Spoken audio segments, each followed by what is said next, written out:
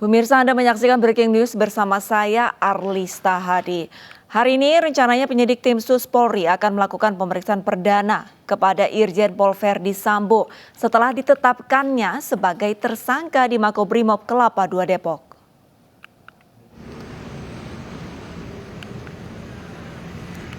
Tim Sus Polri rencananya akan melakukan pemeriksaan perdana kepada Irjen Polisi Verdi Sambo sebagai tersangka atas kasus penembakan yang menewaskan Brigadir Joshua.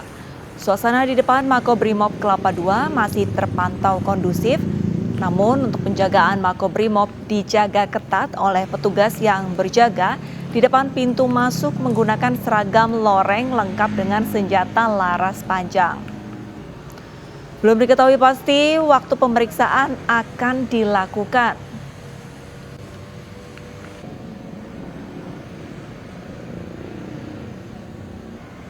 Dan pemirsa, kita akan bergabung dengan Yola Dwianti yang berada di Makobrimob untuk mengetahui apakah pemeriksaan Irjen Verdi Sambo oleh tim Sus sudah dimulai.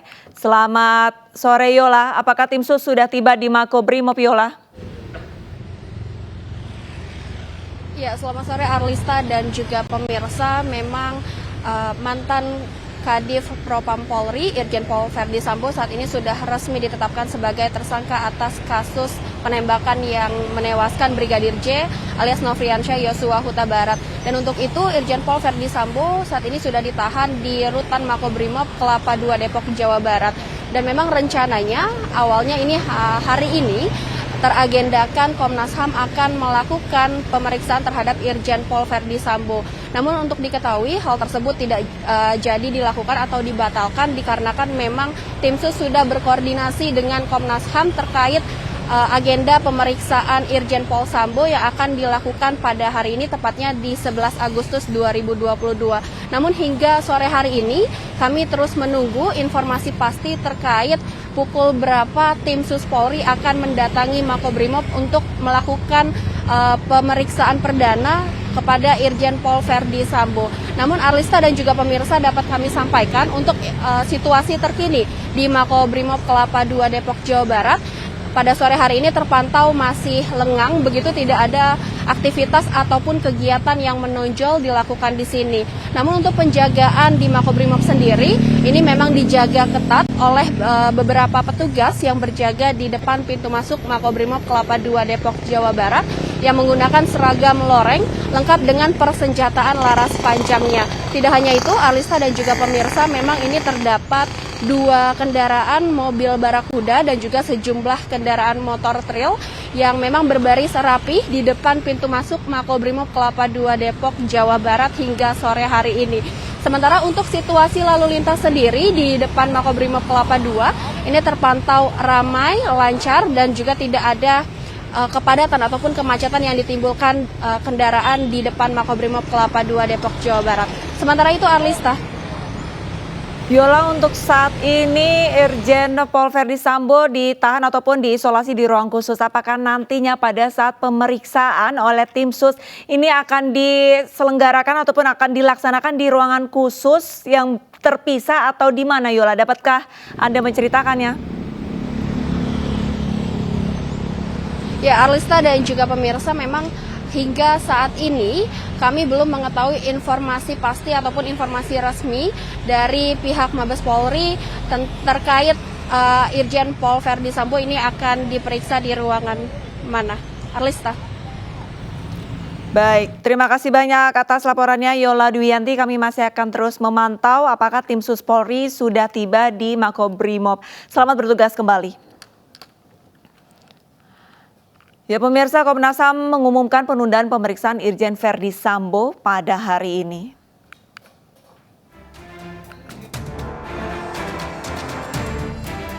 Komnas HAM melalui komisionernya mengumumkan akan menunda pemeriksaan Irjen Verdi Sambo yang dijadwalkan hari ini. Seperti beberapa waktu sebelumnya, alasan penundaan kali ini juga karena alasan penyidik kepolisian sedang melakukan pendalaman kasus.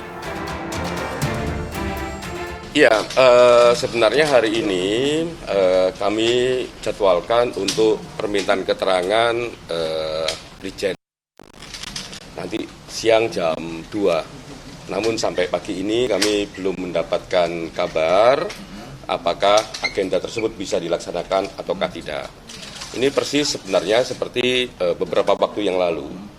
Nah, salah satu komunikasi beberapa waktu yang lalu ketika itu juga diundur, itu adalah memang teman-teman penyidik kepolisian sedang melakukan pendalaman.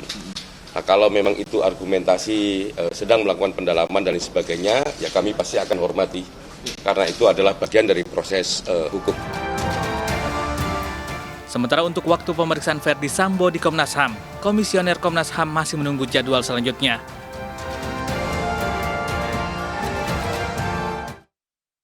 Pemirsa, Komnas HAM menggelar konferensi pers terkait pemeriksaan hasil uji balistik tim Puslap 4 Polri.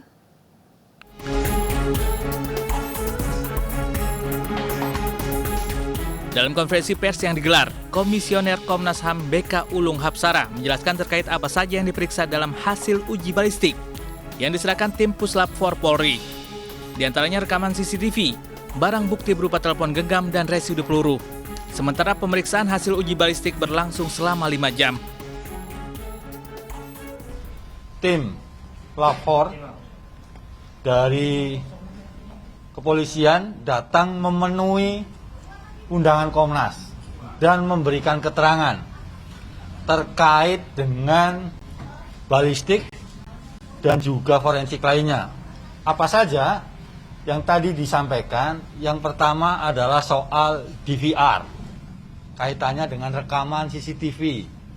Jadi ada 5 DVR tadi yang disampaikan. Infonya, datanya ke Komnas HAM. Itu yang pertama. Yang kedua juga data terkait handphone. Ada 1 handphone tadi yang diberikan. Terus yang lain adalah juga keterangan terkait balistik.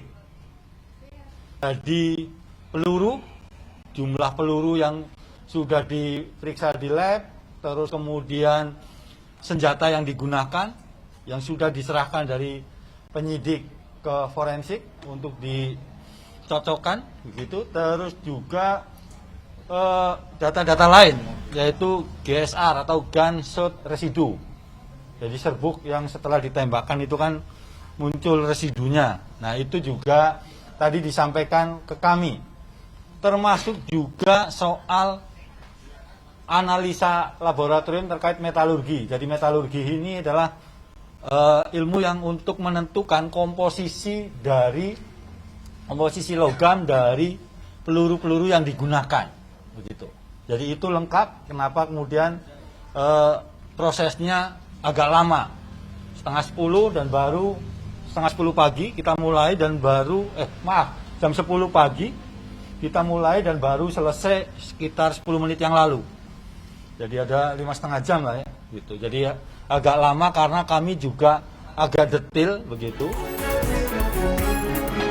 Diketahui uji balistik forensik adalah pemeriksaan terhadap bukti-bukti dari senjata api yang diduga digunakan dalam aksi kejahatan.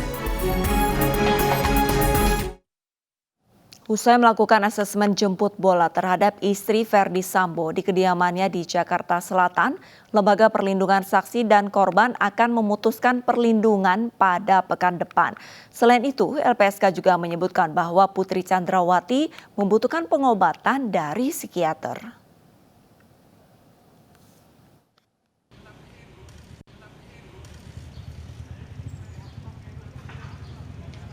Lembaga Perlindungan Saksi dan Korban menyatakan asesmen terhadap istri Ferdi Sambo telah rampung. Hal ini lantaran Putri Chandrawati tidak bisa memberikan keterangan. Meski demikian, LPSK telah cukup mendapat informasi-informasi dari pihak lain terkait kondisi Putri Chandrawati.